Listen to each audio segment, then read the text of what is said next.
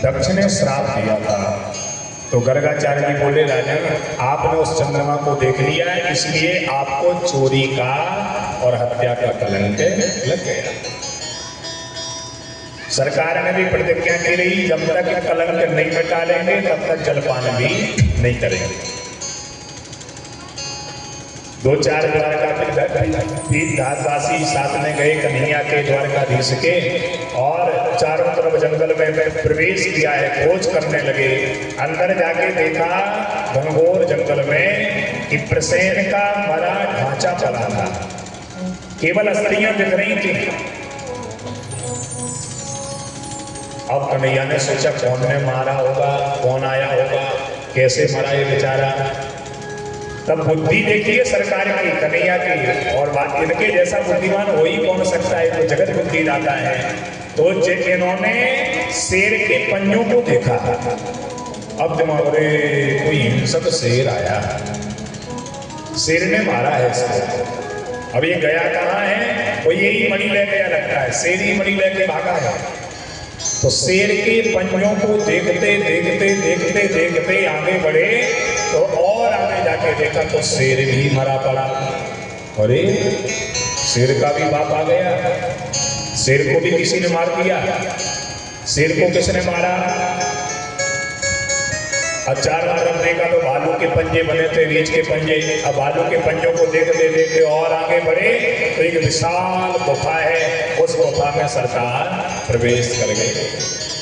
लेकिन यहाँ पर बड़ा अद्भुत भाव है, जब गुफा में जा रहे थे जो द्वारकावासी साथ में थे कन्हैया के, उन साथियों से कहा तुम यही खड़े रहो, अंदर नहीं ले गए। क्यों नहीं ले गए? क्योंकि इस गुफा में ना जाने कौन है कि हिंसक जानवर है कि कौन वास कर रहा है, किस रूप में हमारे ऊपर वार कर देवे, कोई भरोसा नहीं। इसलिए मैं चाहता हूं कि काम हमारा है, स्वार्थ मेरा है, और मेरे कारण तुम सबको कष्ट नहीं होना चाहिए, इसलिए तुम यही रोको। नीति कितनी प्यारी है, सोचिए आप। कई लोग अपने सुख के कारण, अपने स्वार्थ के कारण और लोगों को संकट में डाल देते हैं। आजकल राजनीति कैसी चल रही है, ऐसी तो राजनीति चल रही है, काम अपना बनाना हो और बाबरी जनता को हम लोग संकट में डाल देते हैं। करना हमें है, स्वार्थ हमारा है, लेकिन जनता बीचों बीच। श्री राधे, एक बार प्रेम से बोलिए जय श्री राधे। तो भगवान ने द्वारकावासियों को यहीं रोक दिया, बोले भैया तुम लोग यहीं रुको, मैं जाऊंगा।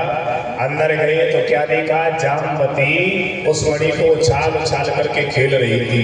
भगवान बोले अरे यही वो मणि है। और जामवती ने जैसे ही कन्हैया को देखा तो डर गई, भयभीत हो गई। और डरे क्यों नहीं? क्योंकि आज तक इसने मानवों को तो देखा नहीं था कभी भी। भालू की बेटी है, जंगल में रहती थी।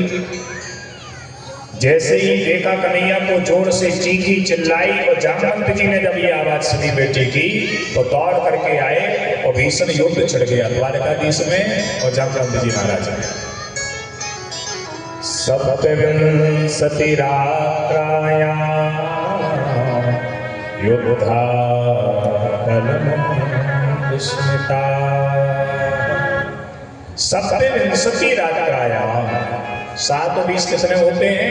28 दिन रात द्वारकाधीश का और जामवंत जी महाराज का भीषण युद्ध चला। परीक्षित बोले गुरु जी, जामवंत जी तो राम जी के लाडले भगत हैं, और राम कृष्ण में कोई अंतर नहीं है, तो भक्त भगवान का युद्ध कैसे हो गया? युद्ध नहीं होना चाहिए। तो सुखदेव जी बोले राजा ध्यान दें, ये भी जामवंत जी की इच्छा से हुआ है। राम अवतार में वर्णन आता है जब सारी लंका का संहार कर दिया राम जी ने, वापस अयोध्या को आने लगे तो सबने वरदान मांगने को कहा। सबसे कहा भगवान ने सब मांग लो, सबने बड़ी सहायता करी हमारी, सब तुम्हारे बल पे ही हम युद्ध जीते हैं, तुम्हारा ही श्रेय है। भाव देखिए मर्यादा पुरुषोत्तम का, सबके ऊपर इनकी नजर, सब पर इनकी कृपा। सत्य चाहे वो कृपा दृष्टि का हो, चाहे करुणा का हो, चाहे समर्पणता का हो, कृपा राग होगी, लेकिन मान सबको दे देगा। ये सबको दे दिया, सब तुमने ही किया है, तुम्हारे ही बलोबल से हम सब जीते हैं, हमें केशवरी जी की प्राप्ति तुम्हारे बल से ही हुई है, इसलिए तुम मांग लो, हम कुछ देना चाहते हैं। तो मांगना भी सबने अपने अपने हिसाब से मांगा, कोई भक्ति मांगे, कोई शक्ति मांगे, कोई शरणागति मांगे, कोई संगति मांगे। और जब जामवंत जी का नंबर आया तो जामवंत जी बोले, सरकार इतना बड़ा युद्ध हो गया, इतनी बड़ी लंका का संहार हो गया, पर मेरी बाहों के बराबर का कोई योद्धा नहीं मिला आज तक। मैं चाहता हूँ अगर देना चाहते तो एक वरदान दे दो। क्या? बोले क्यों ना हमारे आपके दो हाथ हो जाए। भगवान बोले गलत बात, ये मर्यादा अवतार है, मर्यादा कहती है कभी भक्त भगवान में युद्ध नहीं होना चाहिए। अगर तुम्हारी यही इच्छा है तो इंतजार करो द्वापर का, जब कृष्ण अवतार लेकर के आऊंगा तो तुम्हारा मनोरथ में पूरा कर दूंगा। आज जब जामवंत जी के पुरजे ढीले हो गए हैं, जब सारे जो ताकत का अभिमान था, ताकत का जो बलोबल था, जब सब कुछ निचुड़ गया तो आज हाथ जोड़ के बोले क्षमा करो, बस करो सरकार, पहचान गया आप ही हमारे धनुषधारी प्रभु श्री राम हो। आप तो मैं समझ गया, आंखों में आंसू बह रहे थे, मन में समर्पणता छुपी थी, समर्पणता छुपी थी, नैन उस धनुषधारी प्रभु श्री राम को निहार रहे थे और आज उस धनुष की जगह मुरली को हाथ में देखा, मोहित हो गए। बोले सरकार अब जीने का मन नहीं है। इसी दिन का इंतजार था, आज तक आपके दर्शन हो जाएं, और तुरंत जामवंती का हाथ ठाकुर जी के हाथ में सौंप दिया। इसको संभालो, ये आपकी है। और जैसे ठाकुर जी ने जामवंती को हाथ लगाया, अब आप लोग कल्पना करो भालू की बेटी कितनी सुंदर होगी, रीची की बेटी, लेकिन जब ठाकुर जी ने हाथ लगाया, स्पर्श किया, तो स्पर्श करते ही दिव्य रूप आभा प्रभा की प्राप्ति हो गई। तो इस प्रकार सुखदेव जी कहते हैं, राजा दूसरा विवाह सरकार का भालू की बेटी से हुआ, और तीसरा विवाह हुआ सत्यभामा जी से। ये मणि लेकर के आए, मणि सत्यराजन के हाथ में सौंपी। द्वारका की जनता भी पहले पीछे पड़ गई थी। जब सत्यराजन ने कहा था कि मेरे भाई को मार दिया, चोरी कर ली, तो द्वारका की जनता कह रही थी, हाँ मैं पहले जानता था बचपन का चोर है, आदत कैसे जाएगी चोरी करने की। लेकिन भगवान ने किसी से कुछ नहीं कहा था। ये भी कितना प्यारा संकेत है, जब तक अपने सही होने का प्रमाण के साथ आप सबके सामने ना रख दो, तब तक हमें हर किसी से जबान नहीं लगानी चाहिए। अगर हमसे 10 लोग बुरा कह रहे हैं, हमें टॉर्चर कर रहे हैं या ताने दे रहे हैं, हमें हर किसी के मुंह लगने की जरूरत नहीं है। आप उनके ऊपर अपनी सफलता का ऐसा तमाचा मारिए कि वो अपने आप नतमस्तक हो जाएंगे। आपको पे अपनी सफलता प्रस्तुति नहीं देनी पड़ेगी, आप वो अपने आप झुक जाएंगे आपकी सफलता देखेंगे। आप हर किसी के मुंह किस के लड़ोगे, किस से जाकर के लड़ोगे, किस को अपने सही होने का सबूत दोगे? नहीं। सुखदेव जी कहते हैं, राजन कर्म करो, सही होने का सबूत तो आपके कर्म ही दे सकते हैं। ठाकुर जी ने किसी से कुछ नहीं कहा था, और आज जब मणि लेके आ गए, जब सच्चाई सामने आ गई जनता के, तो वही जनता कहने लगी, भैया मैं तो पहले ही कहता था अपने कन्हैया ऐसे नहीं हो सकते, अपने द्वारका की चोरी कभी नहीं कर सकते। कोई बड़ाई करने लगे, भगवान को किसी से कुछ कहने की जरूरत नहीं पड़ी। और एक शिक्षा और मिल गई, बोले जनता पर भरोसा करना मूर्खता है। जनता कब कहाँ करवट ले ले कोई भरोसा नहीं, कब कहाँ बदल जाए, कब कैसे बोल निकालने लग जाए कोई भरोसा नहीं। वर्णन आता है, सत्यराजन को पता चला, सत्यराजन को जब सच्चाई सामने आई तो सत्यराजन भी दुखी हो गए, बोले मैंने ठीक नहीं किया, द्वारकाधीश के ऊपर झूठा कलंक लगाया, अब क्या करें। उदास थे, इतने में रुक्मिणी सत्यभामा जी आगे बोले, पिताजी उदास क्यों हो? तो सत्यभामा जी के सामने पिताजी बोले, उदास था बेटी लेकिन अब नहीं हूं। एक नया ख्याल आया है, नए विचार आए हैं। क्या? बोले क्यों ना बेटी का विवाह कर दूं तो बुराई रिश्तेदारी के रूप में बदल जाएगी। अभी तो बुराई होगी, कन्हैया नाराज है हमसे, और बेटी का ब्याह कर देंगे तो दामाद बन जाएगा, फिर काहे की दुश्मनी। तो तीसरा विवाह सरकार का सत्यभामा जी के साथ संपन्न हुआ। दहेज में वो मणि देने लगे तो ठाकुर जी ने कहा बिल्कुल नहीं भैया, पराया धन सोचने से ही कितना बड़ा कलंक लग गया। तुम्हारे हाथ में मणि थी, केवल मैंने तुमसे प्रार्थना तो करी थी कि ये मणि राज्य में जमा करूं, तो प्रार्थना करने से ही कितना कलंक लग गया। वो इस धन को घर ले जाएंगे तो क्या होगा, इसलिए बिल्कुल नहीं। सतराजी जी भावुक हो गए, बोले नहीं नहीं महाराज इसको आप ही संभालो। तो भगवान बोले देखो भाई मणि हम तो लेने जाएंगे, आपकी इच्छा है तो एक काम करो, धरोहर के रूप में ये मणि अपने पास रखो, इससे जो धन निकले वो धन तुम हमें देते जाना, धन समय समय पर द्वारका भेजते जाना, और मणि में अपने पास नहीं रखना। इसके बाद चौथा विवाह हुआ सरकार का कालिंदी जी के साथ। एक बार कृष्ण अर्जुन घूम रहे थे, यमुना के किनारे देखा एक कुंवारी कन्या किसी का ध्यान कर रही है, निर्जन वन में बैठी अकेली। कन्हैया ने अर्जुन से कहा पार्थ है, इससे जाकर के पूछो ये क्या कर रही है, इसे डर नहीं लग रहा है, घोर जंगल में अकेली बैठी है, किसका ध्यान कर रही है, क्या चाह रही है। अर्जुन गए, अर्जुन ने पूछा दीदी कौन हो और किस हेतु तुम भजन कर रही हो। तो इस कन्या ने जवाब दिया, अर्जुन को परिचय बताया कि अहम समितुर्यस्य राजन् दुहिता पतिमेच्छति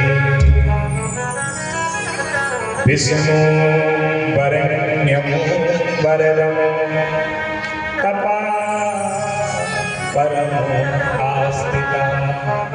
अहम सवितुर्यस्य राजन्, हे राजन मैं सूर्य की बेटी हूँ, यमराज की बहन हूँ, मेरा नाम है कालिंदी, विष्णु वरेण्यं वरदं, मैं विष्णु को अवतार बनाना चाहती हूँ, इसलिए तपा परम आस्तिका तप कर रही हूँ।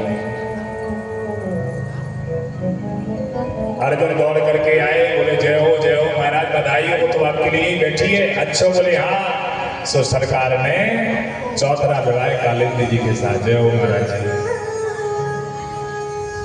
हमारे दीक्षित जी कलेरा से जो बड़े रसिक हैं कथा के, और ठाकुर जी की ही एक कृपा है कि देखिए कथा का भी रस आ जाए तो वो भी ठाकुर जी की बड़ी कृपा है, अति कृपा है। कथा सुनने का रस बड़ी मुश्किल से चढ़ता है, चढ़ जाए तो फिर वो जीवन को संभाल देता है, और जीवन नहीं अपना नहीं पूरे परिवार कुल खानदान सबको ऐसे मार्ग पर डाल देता है, और वो आपके जीवन में है। मैं सेवक समेत सुत नारी की तरह आपका पूरा परिवार और कितना सुंदर भाव है। सुखदेव जी कहते हैं राजन कालिंदी जी के साथ सरकार का चौथा विवाह हुआ, पर पांचवा विवाह हुआ मित्रविंदा जी के साथ। अनु और बिंद नाम के दो भाई थे, इनकी बहन का नाम था मित्रविंदा। मित्रविंदा का जब स्वयंवर था तो दोनों भाइयों ने कह दिया था खबरदार अगर द्वारकाधीश के गले में माला मिली तो, किसी के भी गले में माला मेल लेना पर द्वारकाधीश के गले में माला मत मिलना। ये दोनों नफरत करते थे, अनु और बिंद नाम के राजा दोनों नफरत करते थे। द्वारकाधीश भी आए थे, सबरे राजा आए, अब पीछे बैठे थे द्वारकाधीश है, अब कहां तक मित्रविंदा अपने आप को संभाले। बड़े बड़े आने के राजाओं को छोड़ते गए और पीछे गई तो द्वारकाधीश के गले में ही वरमाला डाल दी। बोलो द्वारकाधीश भगवान की जय। तो ये इनका पांचवा विवाह मित्रविंदा जी से हुआ। छठवां विवाह हुआ नागनजित जी से। नागनजित नाम के राजा जिनके पास 7 बैल, बड़े बुद्धिजीवी। राजा का संकल्प था जो एक सूत्र में 7 को नाथ देगा उसके साथ में अपनी बेटी का ब्याह रचा जाएगा। बड़े बड़े राजा आए, किसी की ताकत नहीं बनी, एक बैल को नाथ देंगे, एक बैल का पार नहीं पा सके तो 7 की तो बात छोड़िए। लेकिन जब अपने कन्हैया को पता चला तो आप लोगों ने तो बहुत कथाएं सुनी है, कन्हैया की तो एक विशेषता है कि ये चुनौती नहीं छोड़ते। अगर आपने बुलाया है तो भले चूक जाए, निमंत्रण भले चूक जाए, और अगर आपने चुनौती दी है, अपमान भरे वचन चुनौती में रखे हैं, तो ठाकुर जी वो जरूर स्वीकार करते हैं। बड़े बड़े राजा आए, किसी से पार नहीं पा सके, और जब कन्हैया आए, जितना समय पलक झलकने में लगता है, इतने में एक सूत्र में सातों वेलों को नाच दिया। जय जयकार होने लगी, और सत्यराजित नागजित नाम के राजा ने नागजिती का ब्याह रचा। 7वां विवाह हुआ भद्रा जी से, और 8वां विवाह हुआ लक्ष्मणा जी से। ये भगवान की 8 कटरानी बनी। इसके बाद आती है 16,100 विवाहों की कथा। भौमासुर नाम का देते हैं। भौम कहते हैं पृथ्वी को, जो पृथ्वी से ही प्रकट हुआ है। बड़ा दुराचारी, इसने 16,100 कन्याओं को हरण करके अपने कारागृह में रख लिया। संकल्प ले लिया, जब कोई बढ़िया से मुहूर्त आएगा, एक साथ ब्याह रचा दूंगा सबके साथ। सुखदेव जी कहते हैं, राजन, एक दिन इन कन्याओं का पत्र आया द्वारकाधीश के पास। उसमें लिखा था कि हे प्यारे, इस दुष्ट से हमें छुटकारा दिलाएं, अब यह ज्ञान प्रदान करें। भगवान इसका चक्र भी वो तोड़ करके गए हैं। भौमासुर को धराशायी किया और 16,100 कन्याओं को कारागृह से मुक्त कर दिया। लेकिन भगवान सोचने लगे, बेचारी जाएंगी कहाँ? घर वाले तो इन्हें अब अपनाएंगे नहीं, इन्हें कोई अपना नहीं मानेगा, क्योंकि ये बदनाम हो गई, राजा की कैद में नहीं, तो इनसे कोई विवाह भी नहीं करेगा। अब तो इनके पास 2 ही रास्ते हैं, या तो अपने आप की आत्महत्या करने में, या फिर गलत रास्ते पर उतर जाए। तीसरा कोई रास्ता नहीं है। तो ध्यान दें, सरकार भावुक हो गए। द्वारकाधीश बोले, जिसका तीसरा रास्ता कहीं से न दिखाई दे रहा हो, उसका मैं स्वयं तीसरा रास्ता के रूप में कृपा का रूप खुलता है तीसरा रास्ता। आज ठाकुर जी प्रसन्न हो गए और 16,100 कन्याओं के गले में एक साथ वरमाला डाला गया, एक साथ चरणों का अनुरागी बना लिया। इस प्रकार ठाकुर जी के 16,108 विवाह संपन्न हुए। अभी है कौन? 8 तो 8 प्रकार की प्रकृति है। ये कोई हमारे आप जैसा संसर्ग नहीं है, ये जीवात्मा और परमात्मा का मिलन है। आजकल कई लोग कहते हैं इतने ब्याह कर लिए, भगवान आज तो एक को नहीं संभाल पाते, इतनों को कैसे संभाल ले गए। ध्यान देना, वो पहले से संभलाए थे, अलग से संभालने की जरूरत ही नहीं है। वो पहले से इनके चरणों के अनुरागी थे, चरणों का अनुराग चाहते थे। सुखदेव जी वर्णन करते हैं, राजन, 8 प्रकार की जो प्रकृति है, यही अष्टधा प्रकृति अष्टपटरानी बन के आई और ठाकुर जी के चरणों में लीन हो गई। वो जो 100 है, ये 100 प्रकार के उपनिषद है, वो भी बन के आए और ठाकुर जी के चरणों में लीन हो गए। और जो 16,000 है, ये भी बड़ा अद्भुत भाव है। 3 कांड है, ज्ञान कांड, कर्म कांड, उपासना कांड।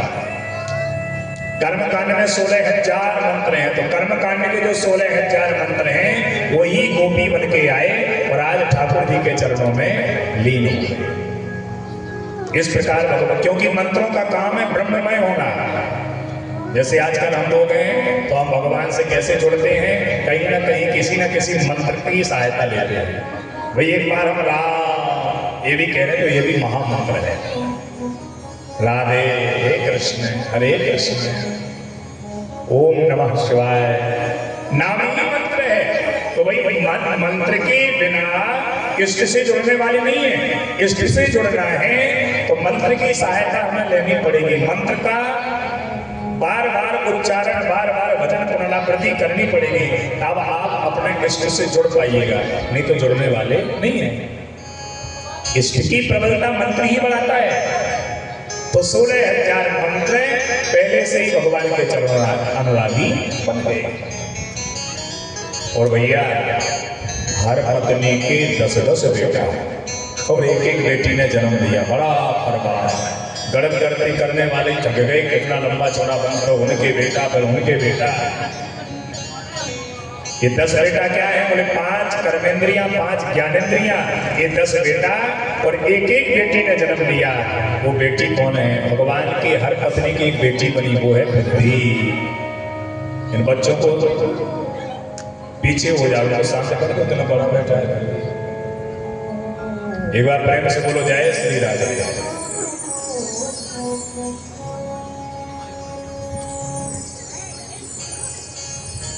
बोलो वृंदावन बिहारी लाल की।